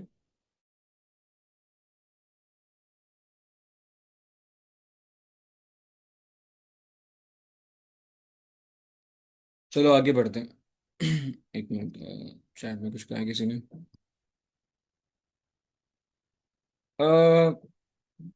डेटा को ही अभी रॉ डेटा कह लो। ठीक है, रॉ डेटा का मतलब है ऐसी चीज जो अभी बिखरी हुई है। मैं बताता हूँ, आगे पढ़ते हैं सर डिटेल में और। ठीक है, थोड़ा आगे बढ़ते हैं। और सवाल ये आता है कि डेटा और इंफॉर्मेशन में फर्क क्या है। Difference bit what is the difference between data and information. तो जाहिरी फर्क तो अभी हमने पढ़ा कि जो चीज़ कंप्यूटर को दे रहे हैं वो डेटा है, और जो कंप्यूटर से हमें मिल रही है प्रोसेस होने के बाद, वो चीज़ इंफॉर्मेशन है। लेकिन प्रैक्टिकली इसका क्या फ़र्क होता है, विजुअली हम कैसे उसको उसमें डिफरेंशिएट कर सकते हैं, ठीक है, वो समझते हैं। तो देखो, अगर आपके पास कोई नंबर लिखा हुआ हो इस तरह का, या आपके पास कोई फैक्ट लिखा हुआ हो इस तरह से, मेल 170 cm 65 kg, या कोई डेट लिखी हुई हो, या कोई इस तरह के अल्फ़ाबेट्स लिखे हुए हो, या इस तरह का फैक्ट लिखा हुआ हो, इसे फैक्ट कहा जाता है। ठीक है, फैक्ट हम तब कहते हैं जब भी किसी कुछ नंबर के बारे में बात की जाए, जैसे किसी कंट्री में कितने लोग रहते हैं, ये एक फैक्ट हो जाएगा, बल्कि नहीं, ये फिगर हो जाएगी। फैक्ट को ऐसे समझो कि आपने कोई स्टेटमेंट कोट की है, और किसी मुल्क के बारे में, कि उस मुल्क में ऐसा होता है, किसी इंसान के बारे में, तो उसे इंग्लिश की लैंग्वेज में फैक्ट कहा जाता है। ठीक है, इसको ऐसे समझ लोगे। और जब भी आप किसी चीज के बारे में बात करोगे कि नंबर्स के यूज करके, कि कोई इंसान कितना लंबा है, उसका वजन कितना है, या किसी स्टोर में कितनी सेल होती है, कितनी खरीदो फरोख्त होती है डेली बेसिस पे, एक मुल्क में कितनी पॉपुलेशन है, इसे हम लोग कहते हैं फिगर्स। ठीक है, आपने अभी प्रेजेंटेशन बनाई थी सबने, तो उसमें आपने कुछ स्टेटिस्टिक्स कोट किए हैं कि पाकिस्तान में इतने लोग अनएजुकेटेड हैं, और या दुनिया में इतने लोग अनएजुकेटेड हैं, लिटरेसी रेट इतने परसेंट है, और जो है एजुकेशन, सॉरी, बच्चे जो हैं इतने परसेंट बच्चे स्कूल से बाहर हैं। तो ये सारी फिगर्स हैं डिफरेंट। ठीक है, डिफरेंट वैल्यूज हैं, फिगर्स हैं। तो जब भी आपके पास नंबर लिखा हुआ हो, इस तरह की फिगर लिखी हुई हो, किसी के बारे में डेट लिखी हुई हो, अल्फाबेट लिखे हुए हो, या इस तरह की फिगर लिखी हुई हो, और ये क्लियर नहीं हो रहा हो कि किस इंसान के बारे में बात हो रही है, या जिस बारे में बात हो रही है उसका कंटेक्स्ट क्या है, क्या बात हो रही है, बंदे कहने वाला बंदा क्या कहना चाहता है, तो आप इस चीज को कहते हो डेटा। जब भी आपके पास नंबर्स हैं, सिंबल्स हैं, अल्फाबेट्स हैं। अच्छा, दूसरों, फातिमा आपका थोड़ी वॉइस तेज करो, मैं तो माइक बहुत करीब है मेरे।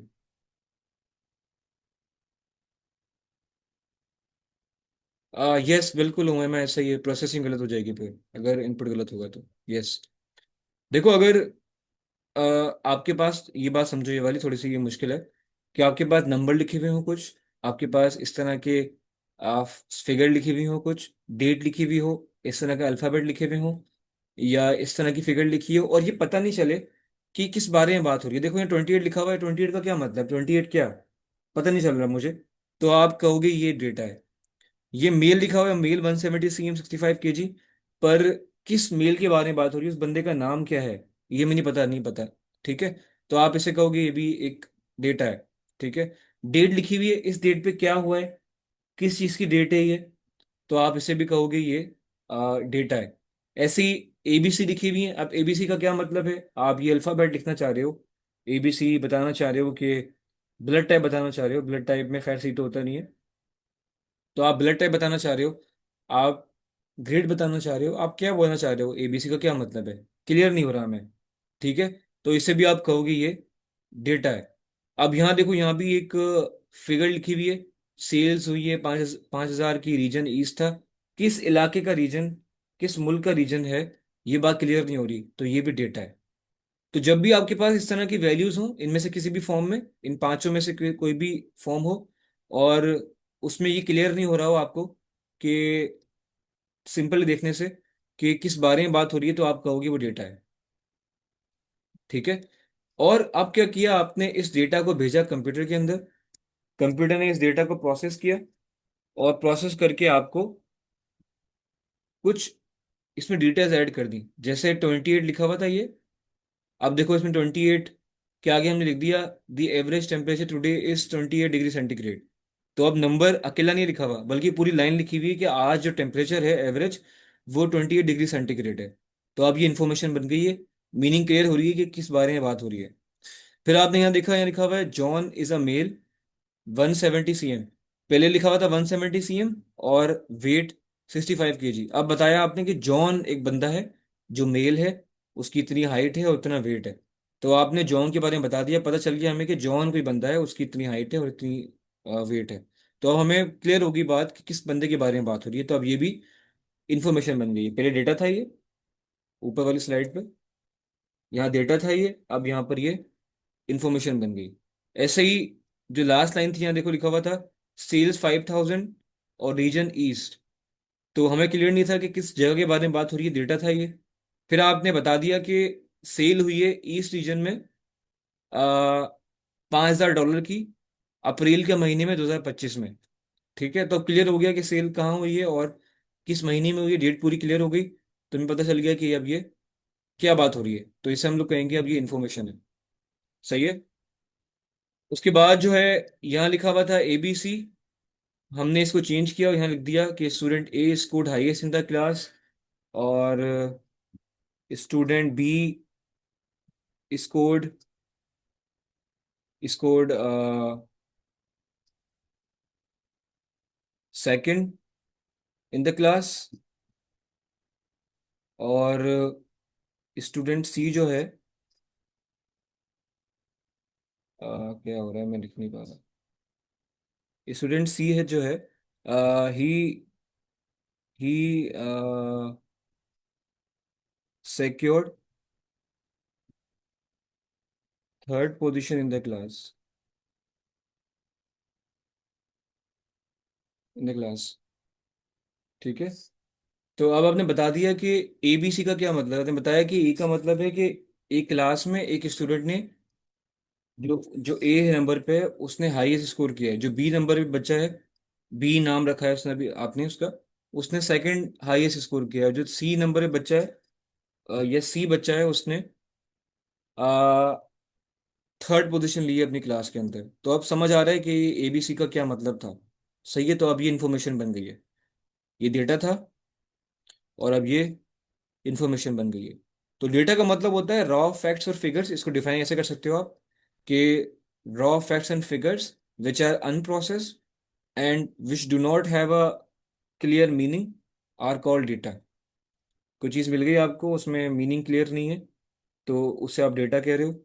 और जब आप उसको सॉल्व कर रहे हो या उसको समझ रहे हो, थोड़ा सा आगे बढ़ रहे हो उस डेटा में, तो आप उसको फिर कहोगे इन्फॉर्मेशन, जिससे मीनिंग क्लियर होगी उसकी, कि वो किस बारे में बात हो रही है, किस बंदे के बारे में बात हो रही है, किस तारीख की बात हो रही है, या क्या बात हो रही है। ठीक है, ये क्लियर हुआ, थोड़ा सा ये कॉम्प्लिकेटेड लगता है।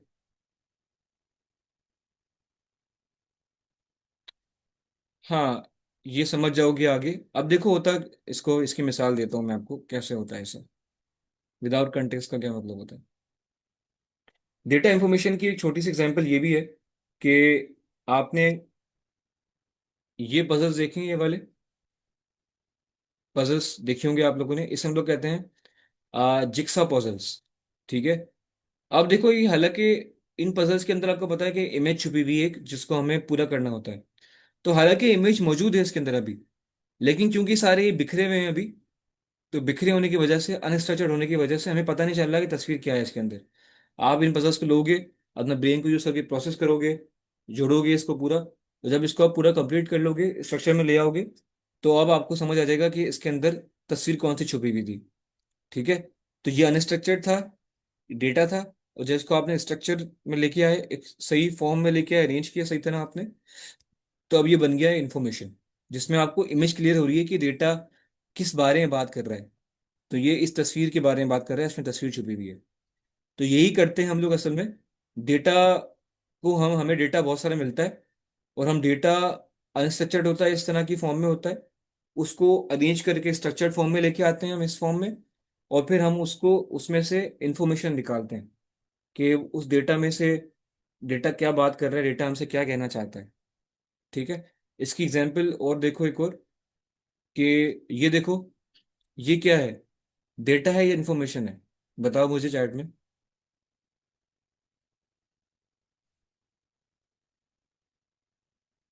चैट में मुझे ये बताओ, जो लिखा हुआ है, जो बॉक्स में नंबर लिखे हुए हैं सारे, कुछ अल्फाबेट लिखे हुए हैं, कुछ परसेंटेज लिखी हुई है, डेटा है या इन्फॉर्मेशन है? डेटा है, बिल्कुल। इसमें आपने नाम कलेक्ट किए हैं, कुछ आपने कुछ नंबर कलेक्ट किए हैं, आपने कुछ एबीसी कलेक्ट किए, आपने कुछ परसेंटेज कलेक्ट किए हैं, लेकिन क्लियर नहीं हो रहा कि ये क्या, किस बारे में बात हो रही है। अगर बंदा कोई देखेगा तो समझ नहीं पाएगा इसको। तो आप इसे कहोगे अनस्ट्रक्चर्ड या रॉ डेटा। अब आपने क्या किया, इसे थोड़ा सा मेहनत की इसके ऊपर, और इसको सेट किया एक टेबल की फॉर्म में, पूरे को उठा के। तो टेबल की फॉर्म में जब कन्वर्ट किया तो पता चला कि देखो यार, ये तो एक आ, वो है, मार्क्स का टेबल है।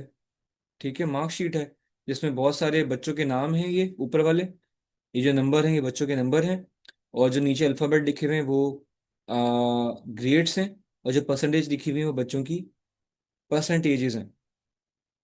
ठीक है। तो अब क्लियर हो गया कि ये डेटा जो है वो किस बारे में बात कर रहा था।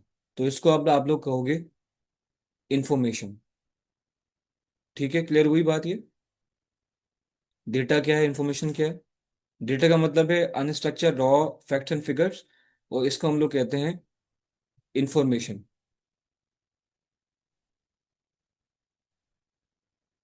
क्लियर है? ठीक है। तो अब आगे बढ़ते हैं हम लोग। हमारे पास, हमें समझ आ गया है कि डेटा क्या होता है, हमें समझ आ गया है कि मशीन क्या होती हैं, कंप्यूटर क्या होता है, कंप्यूटर कैसे काम करता है। तो अब हम आ जाते हैं अपनी वापस, एक दफ़ा कंप्यूटर की डेफिनेशन को रिवाइव कर लें, फिर रिवाइज कर लें, फिर आगे चलते हैं। तो कंप्यूटर इलेक्ट्रॉनिक मशीन है, इलेक्ट्रॉनिक प्रोग्रामेबल मशीन है। क्यों? क्योंकि कंप्यूटर इलेक्ट्रॉनिक इसलिए क्योंकि ये बिजली पे चलती है, सॉरी, इसमें सर्किट लगा हुआ होता है। ये प्रोग्रामेबल इसलिए क्योंकि ये आ, बहुत पावरफुल मशीन है, लेकिन इसके साथ मसला ये है कि ये सिर्फ स्टेप बाय स्टेप इंस्ट्रक्शंस को फॉलो कर सकती है, और हमने इसको इंस्ट्रक्शन देते हैं तो ये उसको पढ़ता है, उसके मुताबिक काम करता है, उसके बिना ये काम नहीं कर सकता। ठीक है। और इसलिए हम इसे कहते हैं कि प्रोग्रामेबल मशीन है, इसको प्रोग्रामिंग की जाती है इसकी। सेकंड के, विच प्रोसेस रॉ डेटा, ये प्रोसेस करता है रॉ डेटा को एज इनपुट इनटू आउटपुट या इंफॉर्मेशन। ये रॉ डेटा लेता है, उसको प्रोसेस करता है, और कन्वर्ट कर देता है फिर इंफॉर्मेशन के अंदर। ठीक है, हमने बहुत डिटेल में डिस्कस कर लिया इसको। अब वापस आते हैं इसके ऊपर। तो हमने मशीन डिस्कस कर ली, कंप्यूटर डिस्कस कर लिया, प्रोग्राम डिस्कस कर लिया, डेटा डिस्कस कर लिया। अब आ जाते हैं पैटर्न्स के ऊपर, मशीन लर्निंग के ऊपर, ये क्या चीज़ होती है। ठीक है। तो अब क्या करूंगा मैं, एक एक्सेल शीट ऑन करता हूँ, ओपन करता हूँ, बल्कि चलो हाँ, एक्सेल ठीक, शीट ठीक है। वो काफ़ी आसानी पैदा कर देगी हमारे लिए।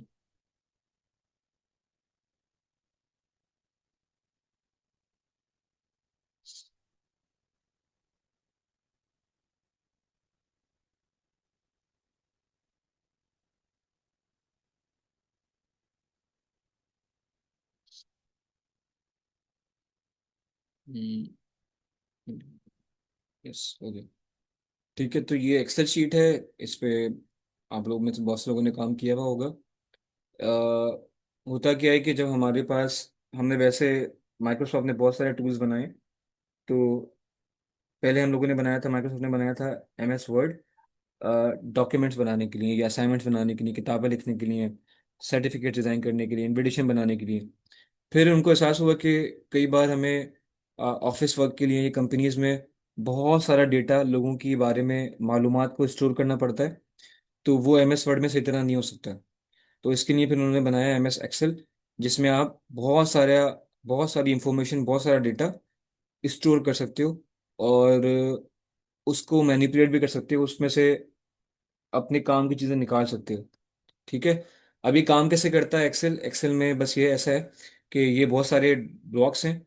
इन बॉक्स के अंदर आप अपनी वैल्यूज डालते हो। ठीक है।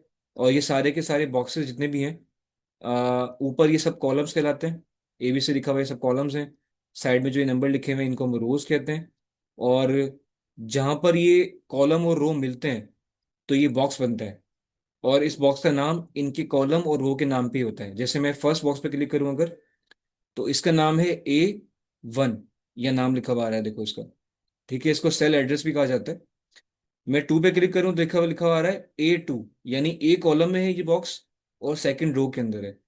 फिर यहाँ क्लिक करूं तो यहाँ लिखा हुआ आ रहा है A3, इसका मतलब ये A कॉलम में है, 3 रो के अंदर है। ऐसे हर बॉक्स का यहाँ पर एक नाम है। वो नाम कैसे रखा गया है? जिस कॉलम में वो है, H कॉलम में है, रो 9 है, तो इसका नाम हो गया H9। ठीक है, तो इसमें हर बॉक्स का नाम होता है। इससे आसानी ये होती है कि हम इस पे बहुत सारे मैथ के फॉर्मूलाज अप्लाई कर सकते हैं। ये चीज़ हम पढ़ेंगे, बाद में करते हैं इसे, थोड़ा बस मैं इंट्रोडक्शन दे रहा हूँ इसका। अच्छा, जितने भी ये बॉक्सेस हैं उनको आप लोग सेल कहते हो, और जो ये नाम है इस बॉक्स का, उसे आप कहते हो सेल एड्रेस। ये वो बॉक्स है जहाँ पर फॉर्मूलाज नजर आते हैं सारे।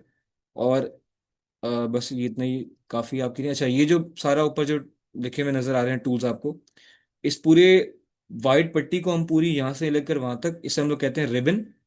और जो ये नाम आ रहे हैं नजर ऊपर आपको, होम, इंसर्ट, पेज लेआउट, इन सबको हम लोग कहते हैं टैब्स। अब किया क्या इन लोगों ने?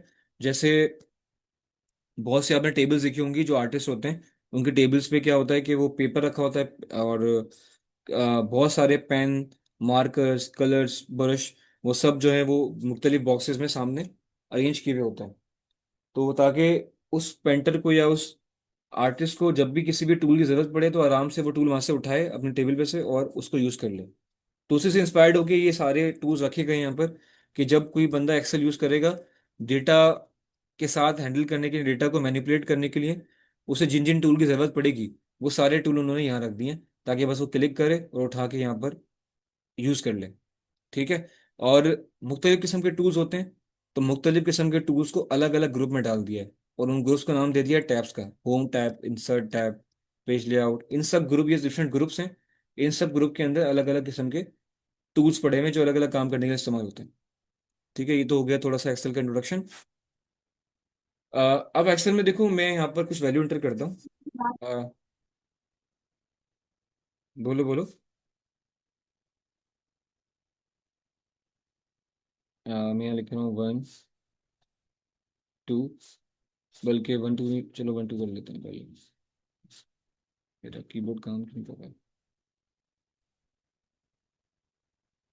एक मिनट को, थोड़ा सा हैंग हो रहा है।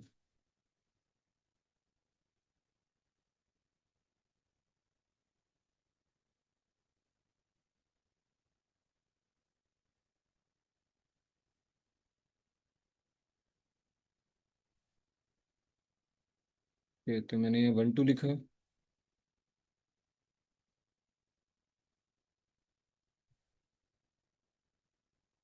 यहाँ पर हम लिख रहे हैं स्टूडेंट, स्टूडेंट 1। इसको ये अगेन कॉपी पेस्ट कर रहे हैं।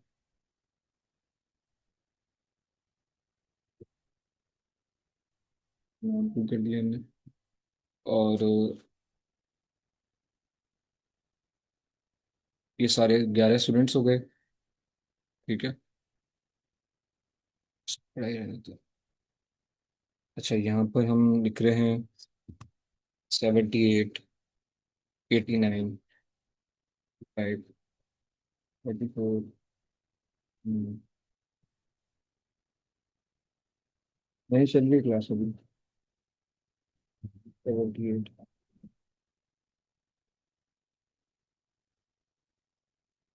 45। ठीक है। चलो मैं एक काम और कर देता हूँ उसमें यहाँ पे।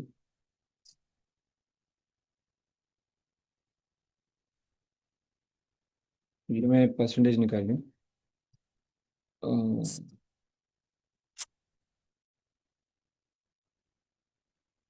अच्छा परसेंटेज वही आएगी सर।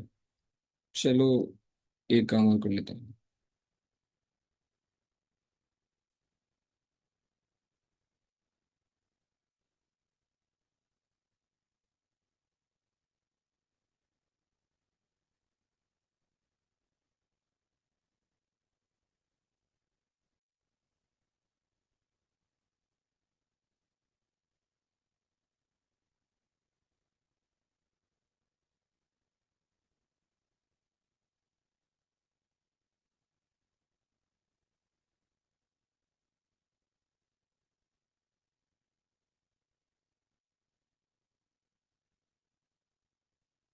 ओके।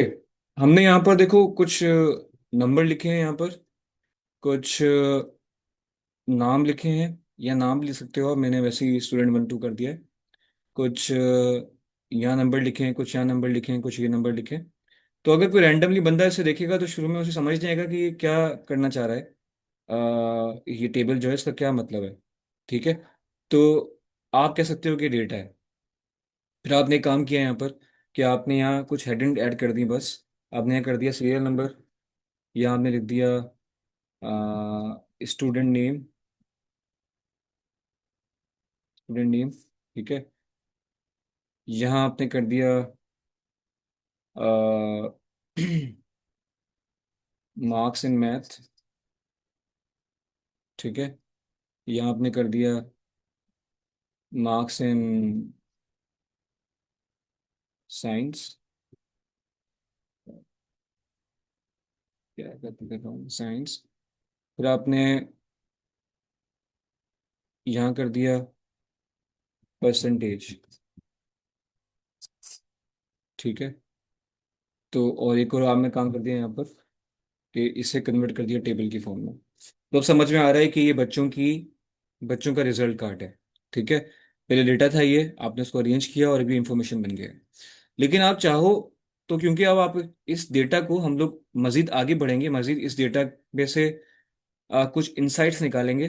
तो आप कहते हो कि डेटा जो है, ये जो इंफॉर्मेशन है, अब ये इसको वापस से डेटा कह सकते हो आप। ठीक है। ये टर्म यूज होती है, वैसे ही इंफॉर्मेशन है। लेकिन हम इसको आगे यूज करने वाले हैं, इसमें से मजीद चीजें निकालने वाले हैं। तो आप अगेन इसको डेटा भी कह सकते हो। पाइथन में हम बार बार जब आप, सॉरी पाइथन कह रहा हूँ, मशीन लर्निंग में जब भी हम इसे यूज करेंगे तो हम इस बहुत बड़े टेबल्स को डेटा ही कहेंगे। उसकी वजह सिंपल सी ये है कि इस बहुत सारे टेबल्स को, बहुत सारी इंफॉर्मेशन को हम लोग एज इनपुट इस्तेमाल करने वाले हैं। और इसको इनपुट इस्तेमाल करके, एज अ इनपुट इस्तेमाल करके इसमें से कुछ नया आउटपुट निकालने वाले हैं। ठीक है। तो भले ही इसमें कंटेक्स्ट है, लेकिन जब ये इनपुट में जा रहा है, एज अ इनपुट यूज हो रहा है, तो इसलिए हम इसे दोबारा डेटा कंसीडर कर सकते हैं। ठीक है। और जब इसमें से हम चीज़ें निकालेंगे, तो जो चीज़ हम निकालेंगे इसमें से, उसको हम लोग अगेन इन्फॉर्मेशन कहेंगे या पैटर्न्स कहेंगे। अब पैटर्न्स का मतलब क्या होता है, पैटर्न होते क्या है। यहाँ पर एक कॉलम में, इसे हम कॉलम कहते हैं, और ये भी कॉलम्स हैं, और जितने भी ये इस तरह से नजर आ रहे हैं सब रोज हैं। तो एक कॉलम है मंथ का, और दूसरा कॉलम है टेम्परेचर का, दर्जे हरारत का। ठीक है। तो अब हुआ कि बता क्या रहा है टेबल, ये बता रहा है कि जनवरी के महीने में 12 डिग्री सेंटीग्रेड था टेम्परेचर, फेब के महीने में 14 था, मार्च के महीने में 18 था, अप्रैल के महीने में 12 था। ठीक है। ऐसे ही हर महीने का, जैन से लेकर जून तक का जो है वो टेम्परेचर लिखा हुआ है। ठीक है। तो हमें करना इतना सा है बस काम, कि आप क्या करेंगे, आप यहाँ पर क्लिक करेंगे और जाएंगे इंसर्ट के अंदर। यहाँ से इंसर्ट में जाने के बाद आप यहाँ पर क्लिक करोगे, एक मिनट, यहाँ क्लिक करोगे रिकमेंडेड चार्ट्स के ऊपर। और ये आपको इस डेटा के क्या पॉसिबल चार्ट्स बन सकते हैं वो बताएगा। ठीक है। इसे हम लोग कहते हैं लाइन चार्ट। ये पाई चार्ट है और ये है बार चार्ट। ठीक है। नॉर्मली बार चार्ट, लाइन और पाई चार्ट इस्तेमाल होता है। तो फिलहाल मैं भी लाइन लाइन चार्ट जो है वो सिलेक्ट कर रहा हूँ यहाँ से। ठीक है। मैं लाइन चार्ट सेलेक्ट किया और यहाँ पर मुझे एक ग्राफ मिल गया है इस तरह का, टेम्परेचर का। अब ये दिखा क्या रहा है ग्राफ? ग्राफ बता रहा है कि ये नीचे नीचे जो नाम लिखे हुए हैं, इसको हम लोग कहते हैं एक्स एक्सिस, जिसपे 5 नाम लिखे हुए आ रहे हैं। और ऊपर वाले को हम लोग कहते हैं वाई एक्सिस। ठीक है। जिसपे टेम्परेचर लिखा हुआ है। ठीक है। अब ये बता क्या रहा है कि जनवरी के महीने में 12 डिग्री सेंटीग्रेड था। देखो यहाँ पॉइंट्स हैं, असल ये पॉइंट्स हैं 5 जिनको कनेक्ट कर दिया लाइन में। तो जनवरी के महीने में 12 डिग्री सेंटीग्रेड था। फिर फेब के महीने में दिखा रहा है वाई एक्सिस पे 14 था। फिर मार्च के महीने में 18 था। फिर अप्रैल के महीने के ऊपर देखो यहाँ पर, अप्रैल का महीना और यहाँ पर टेम्परेचर आ रहा है उसका, तो वो 24 था। 20 और 25 के बीच में 22 था। और यहाँ अगर मैं आऊँ इस पॉइंट के ऊपर, तो मई के महीने में 26 डिग्री सेंटीग्रेड था। ठीक है, लिखा हुआ भी आ रहा है देखो। और जैन के महीने में आऊँ तो फिर जैन के महीने में कितना था? जून के महीने में, तो जून के महीने में था 30 डिग्री सेंटीग्रेड। ठीक है। ये तो हो गया प्लॉट कि आप कैसे इस डेटा को एक चार्ट में कन्वर्ट कर सकते हो। ठीक है। चार्ट में कन्वर्ट करने के बाद जो हमें ये लाइन नजर आ रही है, जो हमें ये बता रही है, इस लाइन को देख के हमें पता चल रहा है कि जैसे जैसे महीने आगे बढ़ते गए वैसे वैसे टेम्परेचर बढ़ता गया है, राइज होता गया है। ठीक है। आपने एक लाइन बना दी है, इस सारे पॉइंट्स को प्लॉट करके इस ग्राफ में एक लाइन से जोड़ दिया है। तो लाइन आपको ये बता रही है कि जो आपका टेम्परेचर है, वो जैसे जैसे जून जनवरी से लेकर जून तक आप लोग आगे बढ़े हो हर महीने, तो वो टेम्परेचर बढ़ता गया है। तो ये जो एक लाइन नजर आ रही है आपको ऊपर की तरफ, बता रही है कि कैसे टेम्परेचर आगे की तरफ बढ़ा है। इस बढ़ने के की जो इमेज है, इसी को हम लोग कहते हैं पैटर्न। ठीक है। इस डेटा ने हमें बताया है कि आपके इस डेटा के अंदर जो रिकॉर्ड किया है आपने, इसमें एक पैटर्न छुपा हुआ है कि जनवरी से लेकर जून तक के महीने में टेम्परेचर बढ़ता रहता है मुसलसल। इस बढ़ने की इस लाइन को ही हम लोग कहते हैं पैटर्न, जो हमने डेटा को प्लॉट करके फाइंड किया है। ठीक है। इसकी कोई एग्जांपल देखते हैं। आ, एक बच्चा है। ठीक है, बल्कि यस, एक बच्चे का रिकॉर्ड है ये, कि बल्कि कुछ बच्चों को लिया गया है, उनके बच्चों का वो कितने घंटे पढ़ते हैं और उससे उनके टेस्ट पर क्या असर हुआ है, उस चीज को रिकॉर्ड किया गया है। तो एक कॉलम हो गया आपका स्टडी आवर्स और दूसरा कॉलम हो गया आपका टेस्ट स्कोर्स का। ठीक है। स्टडी आवर में हमने लिखा है कि जो बच्चा 1 घंटा पढ़ता है उसका, हमने जब हमने उसके टेस्ट स्कोर देखा तो 45 था। फिर हमने बच्चे से पूछा, दूसरे बच्चे से, कि आप कितने घंटे पढ़ते हो? उसने बताया मैं 2 घंटे पढ़ता हूँ। तो उसका हमने स्कोर चेक किया तो 60 था। हमने उसे नोट डाउन कर लिया इस टेबल में। फिर हमने चेक किया कि बच्चा जो है, जो 3 घंटे पढ़ता है, कोई और बच्चा, उसका स्कोर कितना है? 70। ऐसे हमने 5 बच्चों का कितने घंटे पढ़ते हैं और उनका कितना टेस्ट स्कोर आया है, वो हमने दोनों चीजें रिकॉर्ड कर ली हैं अपने पास। ठीक है। अब जब हमारे पास ये रिकॉर्ड आ गया बच्चों का, कि वो कितने घंटे पढ़ते हैं और उनके उनका टेस्ट स्कोर क्या है, तो अब हम इस डेटा को प्लॉट कर सकते हैं, एक चार्ट में कन्वर्ट कर सकते हैं। ठीक है। उसके लिए यहाँ सिंपल यहाँ क्लिक करोगे, दोबारा जाओगे इंसर्ट में, रिकमेंडेड चार्ट पे क्लिक करोगे और यहाँ पर मल्टीपल चार्ट्स आ रहे हैं। और अगेन मैं यहाँ पर लाइन चार्ट ही सिलेक्ट कर रहा हूँ। ठीक है। ये क्लिक कर दिया इसके ऊपर और ये यहाँ पर इसका चार्ट आ गया है, लाइन चार्ट। ठीक है। अभी लाइन से बता क्या रहा है, मैं इसमें एक चीज चेंज कर लूँ मैं थोड़ा सा, ये और पॉइंट क्लियर हो जाए ताकि। ठीक है। अब ये लाइन चार्ट बता क्या रहा है? ये बता रहा है कि जैसे जैसे पढ़ाई के घंटे बढ़ते जा रहे हैं, देखो यहाँ वन, जब 1 घंटा बच्चा पढ़ रहा है, नीचे नीचे घंटे आ गए हैं सारे पढ़ाई के, और इस तरफ सारा स्कोर आ गया है। नीचे वाले को हम लोग कहते हैं एक्स एक्सिस और साइड में जो ये वर्टिकल लाइन है इसको हम लोग कहते हैं वाई एक्सिस।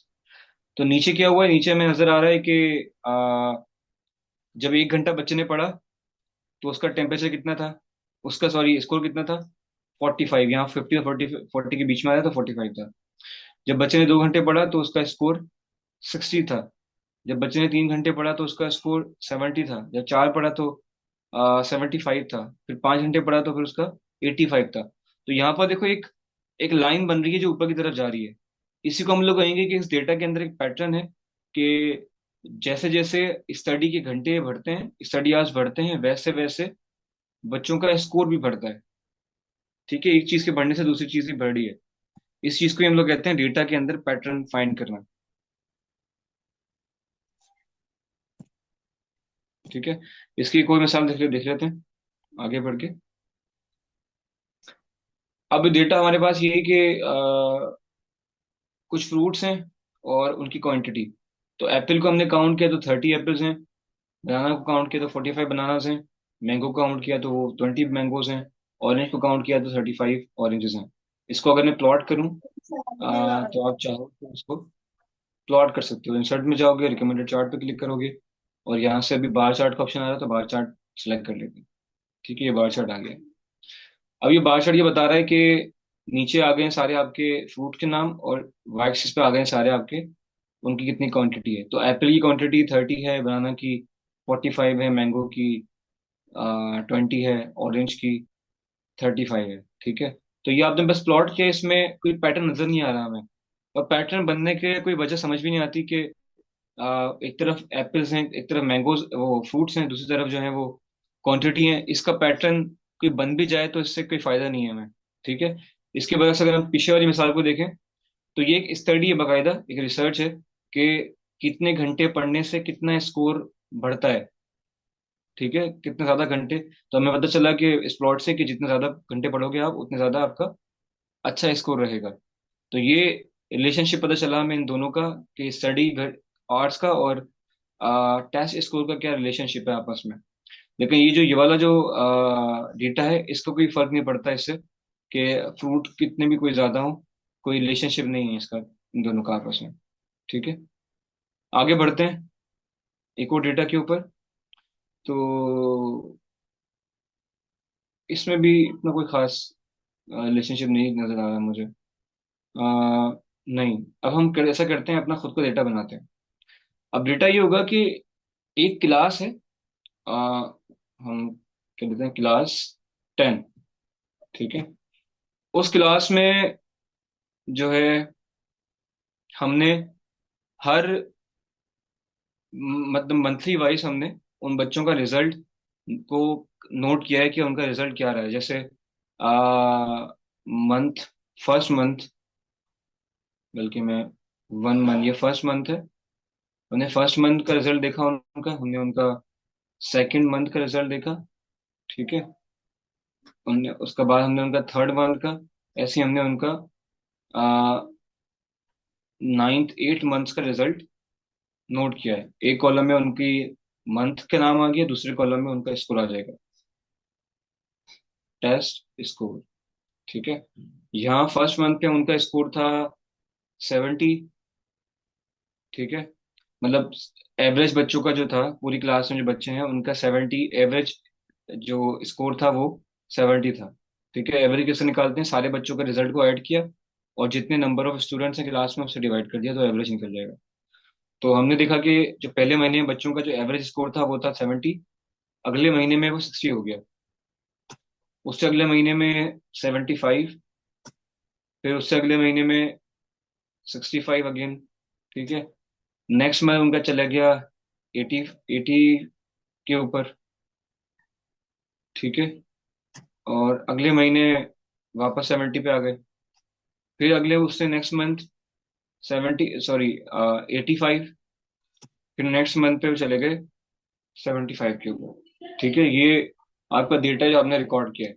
आप देखना चाह रहे हो कि क्या इस डेटा के अंदर कोई पैटर्न है, तो आपने सिंपली इसको इस टेबल में कन्वर्ट किया, पहले इस पर बीच में क्लिक किया, इंसर्ट टैब में आए, रिकमेंडेड चार्ट पे क्लिक किया, और यहाँ से एक लाइन चार्ट पे क्लिक कर दिया आपने।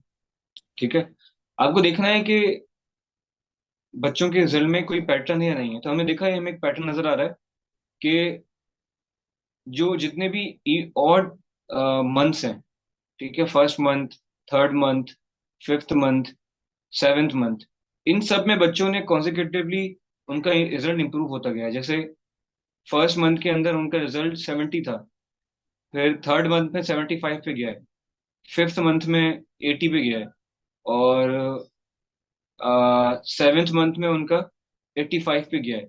ठीक है। तो हमें पता चला कि यार ये जो जितने भी थर्ड थर्ड मंथ हैं, first month, third month, fifth month, seventh month, इनमें बच्चों का रिजल्ट अच्छा जा रहा है। ठीक है।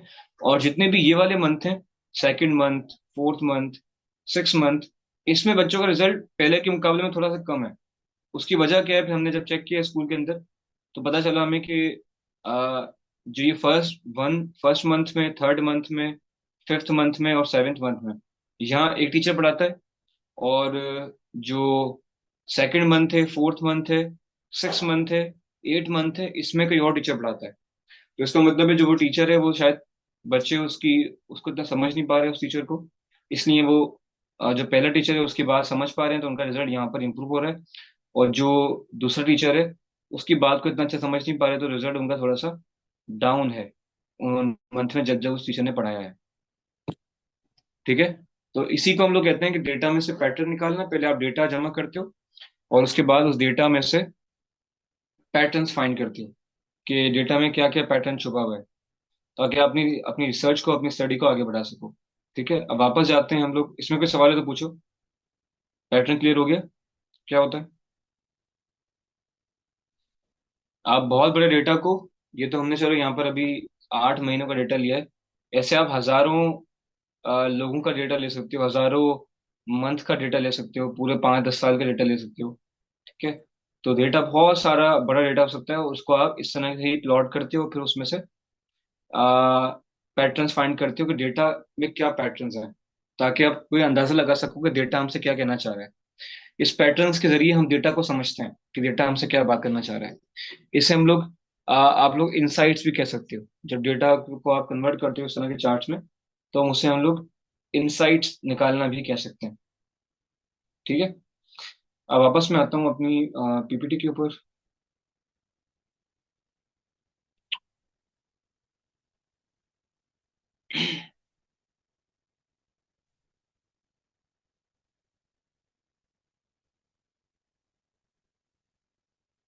ओके, तो हम लोग थे मशीन लर्निंग के ऊपर। जी हाँ। तो मशीन लर्निंग में हमने अब सब चीज़ें समझ ली हैं। हमने देख लिया कि मशीन्स क्या हैं, कंप्यूटर्स क्या हैं, डेटा क्या होता है, अ, उसके बाद प्रोग्रामिंग क्या होती है। अब इस पूरी, और पैटर्न्स भी देख लिया हमने, आज के पैटर्न्स क्या होते हैं। अब हम समझते हैं इस पूरी मशीन लर्निंग के डेफिनेशन को कैसे एक्सप्लेन करेंगे। तो यहाँ पर जो देखो, पहली बात तो ये, जहाँ ये मशीन लिखा हुआ है, तो इस डेफिनेशन के अंदर इस मशीन का मतलब है कंप्यूटर। सोच के देखो ना कि अगर आप दुनिया की कोई भी मशीन उठाओ, तो सिर्फ कंप्यूटर्स ही ऐसी मशीन है जिसको आप प्रोग्राम कर सकते हो। उनके अलावा तो कोई और ऐसी मशीन नहीं है जिसको आप प्रोग्राम कर सको। ठीक है।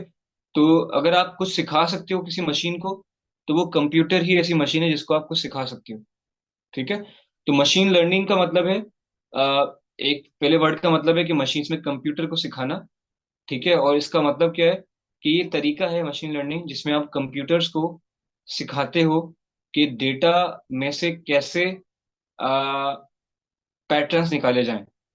और ये करने के लिए आप कंप्यूटर को प्रोग्राम नहीं करते हो, आ, बल्कि आप उसे डेटा देते हो बहुत सारा, और डेटा को पढ़ के कंप्यूटर उस डेटा में से पैटर्न्स फाइंड करता है और उसके मुताबिक आपको आंसर देता है।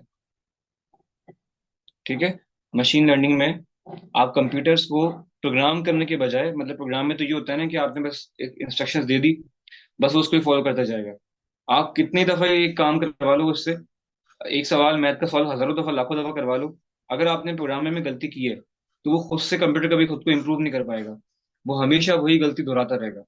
ठीक है, क्योंकि प्रोग्रामिंग में गलती हुई है, या उसने प्रोग्रामिंग में बस यही फीचर है कि इतना स्टेप, ये स्टेप बाय स्टेप ये काम करना है बस। ठीक है। तो उससे आगे कभी नहीं बढ़ेगा। क्योंकि मशीन लर्निंग में क्या है कि आप प्रोग्राम नहीं करते उसको, बल्कि आप उसको बहुत सारा डेटा देते हो, और उस डेटा को कहते हो कि इस डेटा को पढ़ो।